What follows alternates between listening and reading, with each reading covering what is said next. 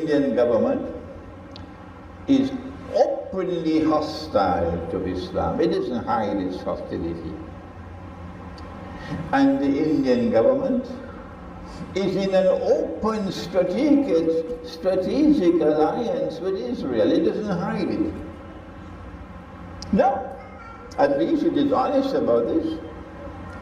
And the Indian government is moving forward. Some may say cunningly, I say intelligently.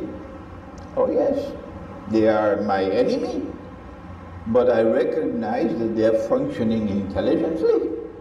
And they're formulating their plans and strategies intelligently, and they're moving ahead. Yes. And so, after 73 years of static, no movement, suddenly Kashmir is thrown out into the bamboo.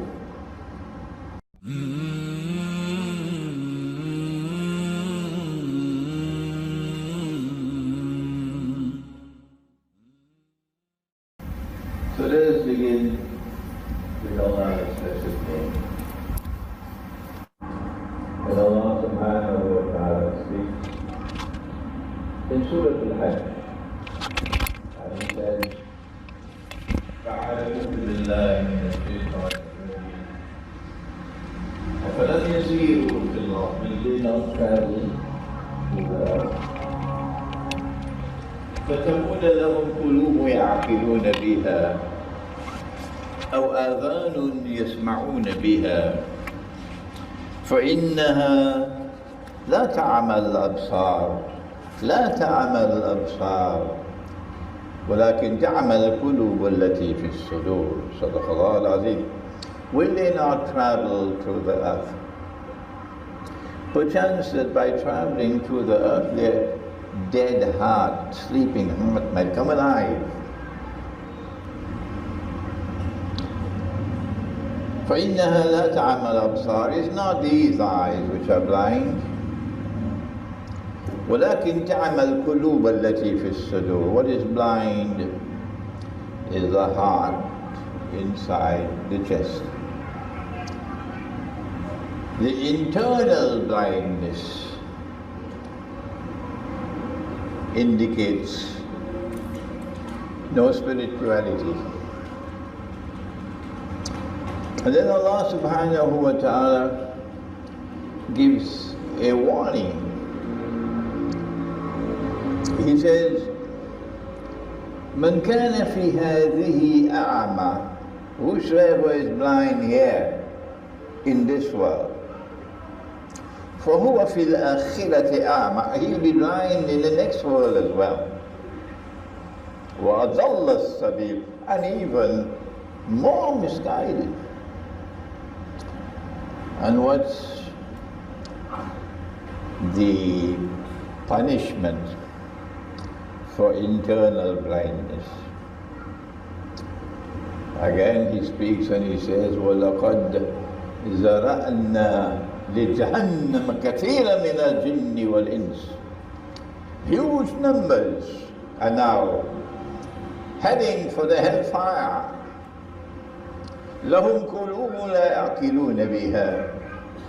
They have hearts and are incapable of using their hearts for acquiring knowledge and understanding. وَلَهُمْ أَعْيُنٌ لَا يُبْصِرُونَ بِهَا. And they have eyes and yet cannot see. وَلَهُمْ آذَانٌ لَا يَسْمَعُونَ بِهَا. And they have ears and yet cannot hear the cries of the oppressed. أُولَئِكَ كَالْأَنْعَامِ. Such people who do not have spirituality, who do not have the capacity for internal sight, they are just like cattle. بَلْ هُمْ أَضَلُّ. Rather, they are more misguided than cattle. أُولَئِكَ هُمُ الْغَافِلُونَ. These are the ones who are heedless. Here are three ayat of the Quran, which deliver a powerful message of warning to us. And that's enough, I need not elaborate on it. And then we turn to the surah of internal insight. You call it Surah Chahya, Surah An-Nur. And in Surah An-Nur, there is an ayah called Ayatun Nur. And that ayah delivers to you the methodology for the acquisition of Nur. But that's not our subject tonight. At the end of the ayah, Allah speaks of Nurun ala Nur. And how does he end the ayah? Wallahu bi kulli shay'in alim. And so spirituality is not for working karamat, miracles, extraordinary events. No. The purpose of spirituality, as given in this verse of the Quran, is linked with knowledge, the capacity to understand. This acquisition of knowledge takes a turn in Akhiru Zaman. Akhiru Zaman is different from the rest of history. And spirituality has a strategic role to play in Akhiru Zaman. The most learned of all men is not the graduate of the Darul Uloom. No. So Musa alayhi salam says, I want to meet the most learned of all men.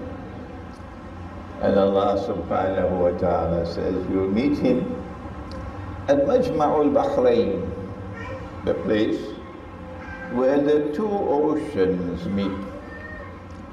And this is not muhkam, it is mutashabiha. This is not something to be explained with tafsir. This is something which has to be interpreted, ta'wil. And so it's not Atlantic and Pacific. It is the ocean of knowledge, externally acquired. So you've got to burn the midnight oil. If you don't plant, you cannot reap. That law is valid for all people except one. Who is he? The banker. He's the only one who reaps without planting. Why? Because he's reaping what the donkeys are planting. So if you do not plant, you cannot reap.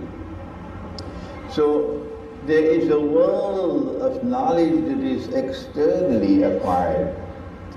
And you're not going to get that knowledge served for you on a plate. You've got to work for it. You've got to struggle.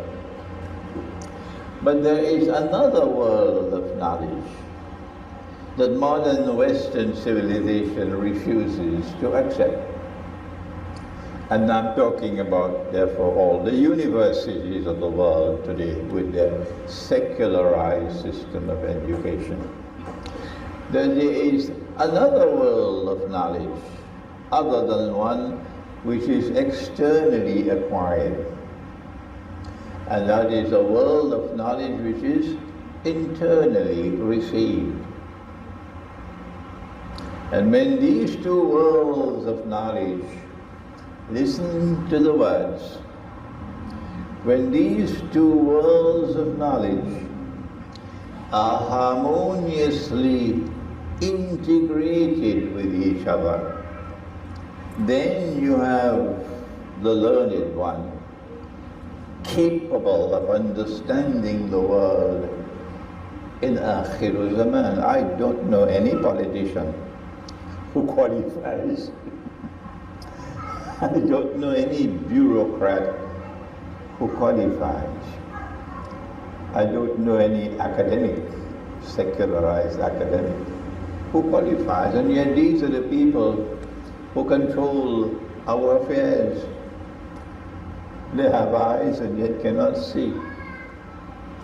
This Majma'ul Bahrain, or when the two oceans meet and are harmoniously integrated with each other, produces the man par excellence of spirituality. And he is Khidr alayhi salam. And so if you want to build a Darul Ulum, producing the ulama who have a chance of succeeding in Akhir Zaman, you need to follow Khidr alayhi salam. He is someone who got the name Khidr because he came to a land which was barren. And when he sat down, everything became green. And so his knowledge is not mechanical, repeated again and again and again and again for 50, 60, 80 years. He's not the product of a Molana or Ustaz factory. No. He is someone whose knowledge is as fresh as the raindrops falling from the sky. And when he speaks, his words reach the heart and changes the lives of people. The Christians have a term, they call it born-again Christian. Born again, yeah. It is as though he's brought you back to life with his words. Because these are not mere words. No. These are like raindrops falling from the sky. This is Khidr alayhi salam. When you have that internal insight, that internal intuitive spiritual insight, you are then capable of studying the whole Quran. And if you believe that this ummah can be taken out of the mess in which it is today, other than through the Quran, you're dreaming. Only the Quran can take us out of the situation in which we are today. And if you cannot access one half of the Quran, what good are you as a scholar? There is one part of the Quran which is known as ayat muhkamat, and everybody can access that, plain and clear. But Allah in His wisdom gave us another part of the Quran which cannot be accessed except with spirituality.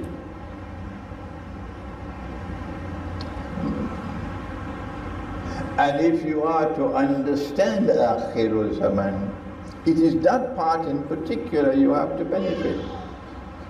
And if you are to respond to the challenges and the dangers of Akhirul Zaman, it is that part. A simple ayah. وَيَسْأَلُونَكَ عَنِ الْأَهِلَّةِ. Allah speaks with only a few words. And they question thee about the moon. The moon, when it is born, it's a baby, a new moon, a crescent moon. And they question thee about the hilal.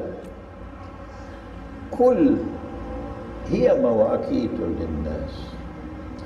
That hilal represents a system of time, of sacred time, and you better not depart from that system of sacred time, not just the measurement of time, but living with it. قُلْ هِيَ مَوَاقِيتُ لِلنَّاسِ. What happens when we are negligent of living with the moon? Shall I tell you? He said, time will move faster and faster, to such an extent that a whole year will pass, and a whole month will pass like a week, and a whole week will pass like a day, and the whole day will pass like an hour. The whole hour will pass like the amount of time it takes to kindle a fire. So if you have the perception that time is moving faster and faster for you, I have a message for you. You're in plenty of trouble. I have a message for you. You are in plenty trouble. Why? Because you have abandoned the system of time ordained by Allah. This is just one ayah of the Quran. And if you want to recover that system of time, which when you live with it, this will disappear. A year will pass like a year, and a month will pass like a month, and a week will pass like a week. Yes, you will live a different life. It is the Quran that will bring you back to that system of time, because you have to recite the whole Quran once a moon. Once a moon you recite. So you'll know that the 4th day of the month is now finished, and tonight is the 5th day of the month. And Dajjal's secularized world of time, out of the window. This is one of the prices that we'll pay when we do not have spirituality. We lack the capacity to even understand what are the implications of time moving faster and faster. As time moves faster and faster, our capacity to think becomes less and less. We don't have time to think anymore. As time moves faster and faster, you lose silence. You begin to live in a world which is more and more noisy, because you are gravitated towards the center, towards the cities. And peace and quiet and silence is in Kampung, in the remote countryside. But as you live and you are seduced into the fast lane of life, you can't live in Kampung anymore. You die. If I go back to live in Kampung, I'll go crazy. They'll have to send me in a hospital. So you're in plenty trouble when you lack spirituality. This is not the only reason why we need spirituality. It is strategically important. Why we need to see with 2 eyes. Dajjal sees with 1. You know that. Dajjal sees with 1 because he's internally blind. But your Lord is not one eye. The other reason why we need spirituality in Akhirul Zaman is because Dajjal comes with 2 things, a river and a fire. But his river is a fire, and his fire It's the cool waters of a river. And so, listen to the words, appearance and reality are often opposite to each other. And if judgment is made on the basis of an examination of the external form of things, you can be wrong, as Musa was wrong, alayhi salam. He was wrong with the boat, he was wrong with the boy, he was wrong with the wall. Which surah? Which surah? Surah Al-Kahf. And who was correct? Khidr alayhi salam, the one who had internal insight. This is the ta'wil, he said to Musa, of that which you could not understand. This is the ta'wil. This is the interpretation of the events. That this is why I did what I did to the boat. This is why I did what I did to the boy and what I did to the wall. And so if you lack spirituality and you make judgment based on the external form of things, you can be wrong, as he was wrong 3 times. When we apply this is enough for the first part of the topic. When we apply this now, and we turn to Nabi Muhammad sallallahu alayhi wa sallam, how did he apply spirituality? Spirituality for him was not sitting down in the corner and making zikr. That has its benefit. But that is not the heart of spirituality. No. That has its benefit. But that's just a step on the way.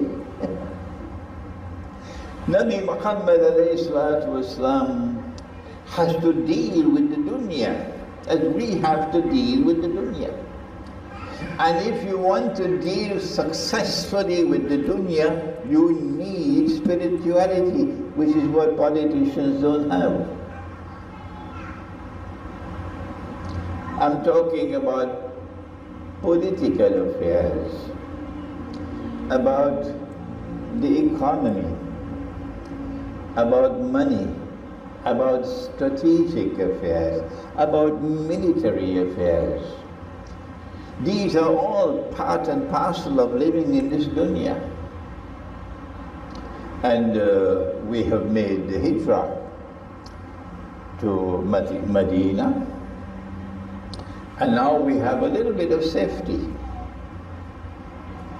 But Makkah is biting their fingernails with frustration that we have escaped from them. And Makkah wants to come after us. So we don't have much time to prepare. But when we reached Medina, after 17 months in Medina, it became plain and clear that the Jews have rejected Nabi Muhammad ﷺ and rejected the Quran and are now plotting and planning our destruction. And so we acted decisively when they violated their agreement with us. And we expelled them from Medina, and they went to Khaybar.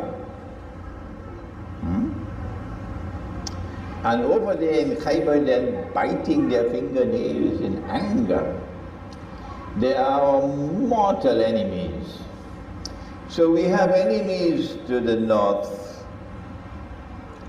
northwest, and we have enemies to the south, and we in the middle.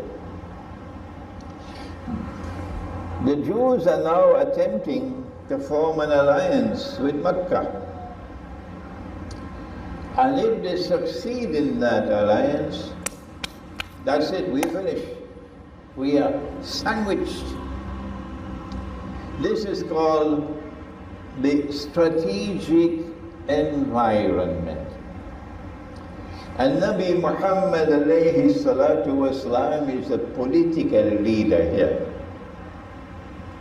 And he has to examine the world around him with insight, spiritual insight. And he has to be able to formulate plans with which to be able to change the environment and make it less dangerous for him. I see only one leader in the world today doing that. Only one. And that is Putin, President Putin of Russia. But of course my Salafi critics don't agree with me. They only have two words to say, Putin this and Putin that and Assad this and Assad that. Doing nothing. With his feet frozen in concrete. For how long? Pakistan was born in 1947. The Kashmir problem began in 1947. And this is 2019. How many years? 53, 63, 73, 72 years. For 72 years with your feet in concrete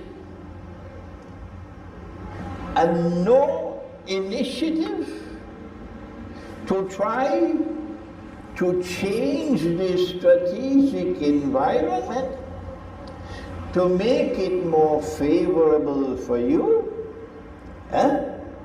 until after 73 years Modi comes and hits you for a six in the bamboo. You play cricket? Yeah. The Indian government is openly hostile to Islam. It doesn't hide its hostility. And the Indian government is in an open strategic alliance with Israel. It doesn't hide it. No. At least it is honest about this. And the Indian government is moving forward. Some may say cunningly, I say intelligently. Oh yes, they are my enemy. But I recognize that they are functioning intelligently. And they're formulating their plans and strategies intelligently, and they're moving ahead. Yes. And so, after 73 years of static, no movement, suddenly Kashmir is thrown out into the bamboo. No, Nabi Muhammad ﷺ would not do that. He has to prevent an alliance of the Jews in Khaybar with the mushrikeen of Mecca. How to do it? He is at war with Mecca, and yet he embarks on a peace offensive. He says, I'm going to perform the Umrah. The whole of Arabia recognizes I have the right to perform the Umrah. And the Quraysh have no right to prevent me from performing the Umrah. So he has embarked upon a very sensible and intelligent peace offensive.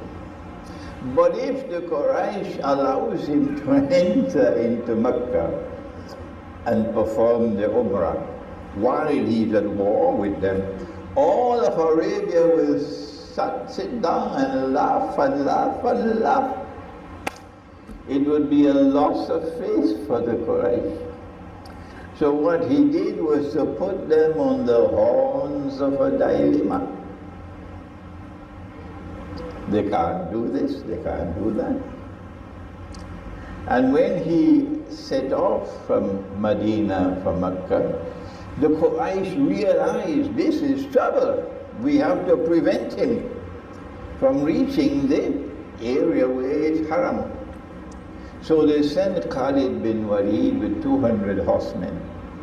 But we took deviations and we were able to elude them. and we reach Hudaybiyah. They cannot attack us in Hudaybiyah. We are in safe territory.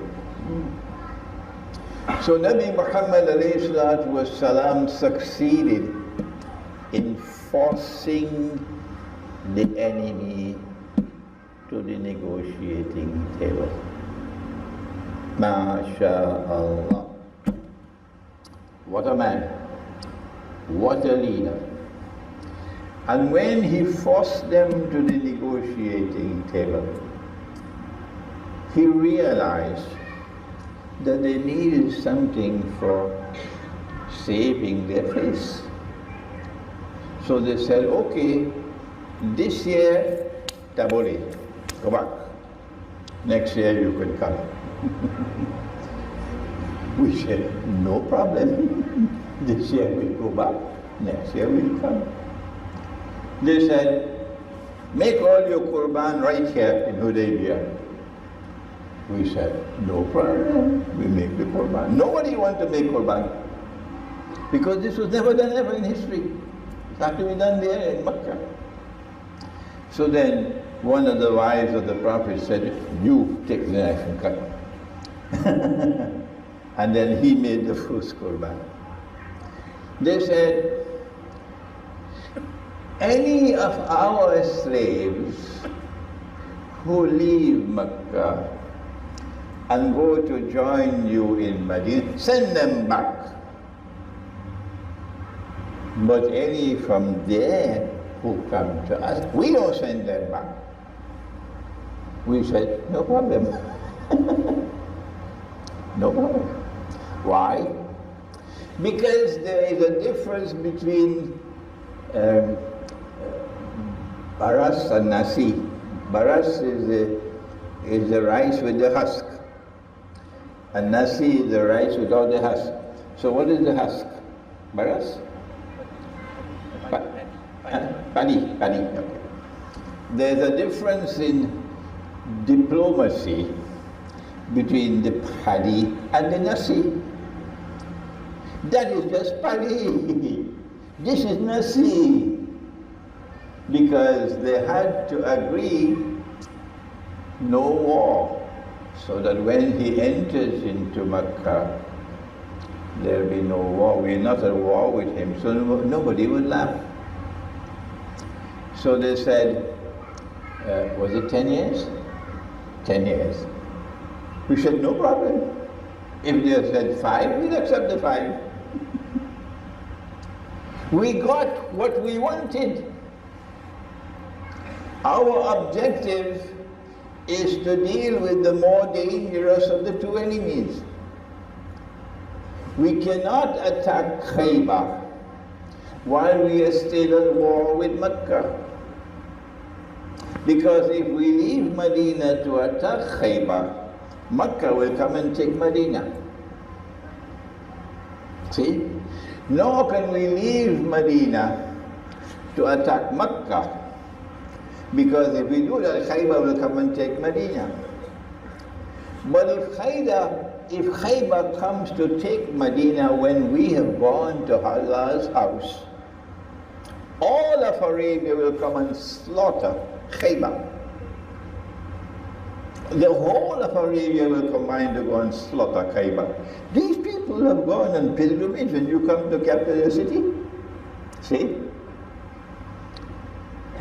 So when Mecca offered 10 years, we said, thank you very much. That's what we wanted. And then we left and we went back. And do you know what happened when we went back? When you engage in strategic planning, you don't make everything public. I cannot reveal what are my strategic plans for Kashmir. No. I will give you part of it, but the other part I can't make public. No. So Nabi Muhammad is silent. We return to Medina. He says nothing. We spend 2 weeks in Medina. He says nothing. And then suddenly he gives the order. We're marching on Khaybar. And he gave orders, horsemen to go to all the roads around Medina to intercept anyone coming out, to check that no news to leave. And they were able to intercept someone with a letter who was sending a message to warn Khaybar that the attack was coming.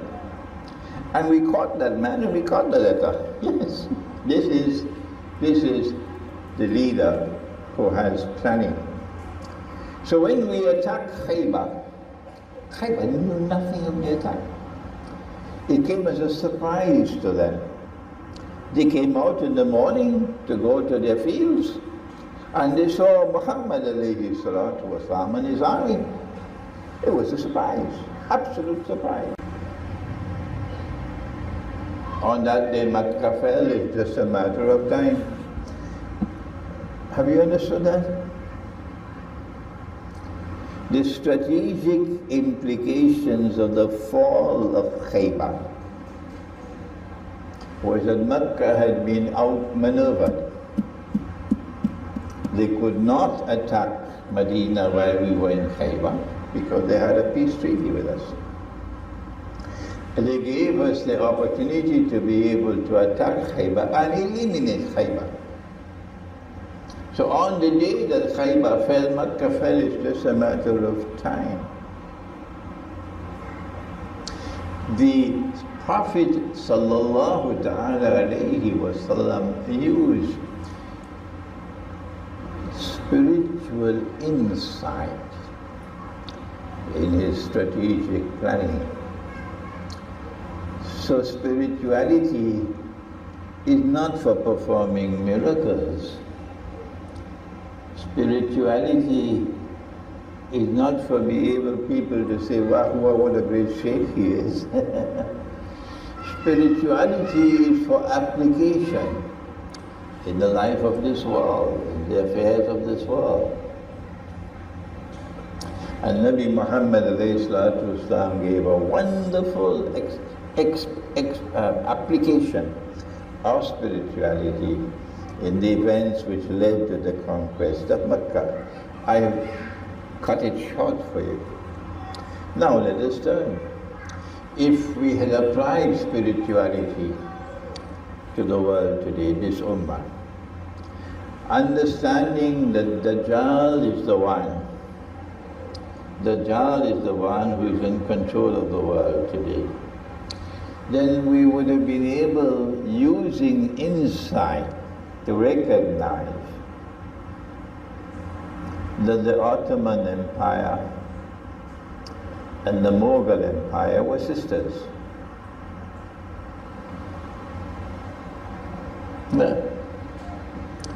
The Ottoman Empire played Dajjal's game for him.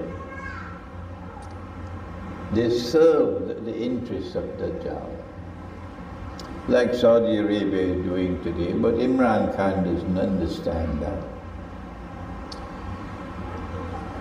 The Ottoman Empire functioned essentially for sabotage. What is the Bahasa word for sabotage? Huh?